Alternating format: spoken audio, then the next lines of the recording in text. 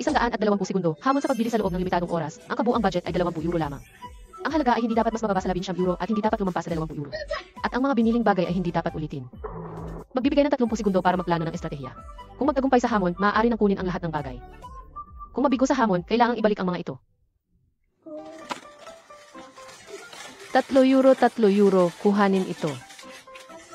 1.65 euro, hindi na isinama ng ate ang lahat ng decimal at nag-row estimate na lang. Dumating ang dalawa sa pamilyar na bahagi ng ham section. 6.76 euro, bilis.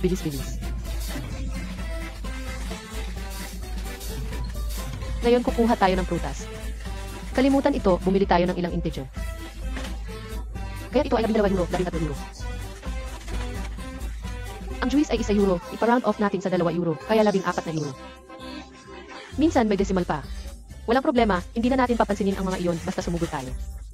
Unahin ang mabilis na patakbo at pag-usapan na lang. Ibig sabihin, dito medyo marami, doon medyo kaunti, basta maging malapit lang. May natitirang 12 segundo.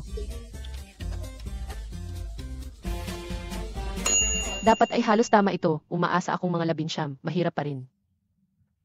Kailangan sabay na tumakbo at magbilang, sabay na tumakbo at pumili. Tamang pagsuri. Dito 1.75, may 1 euro pa, kabuang 2.75 euro. Nawala na ang juice.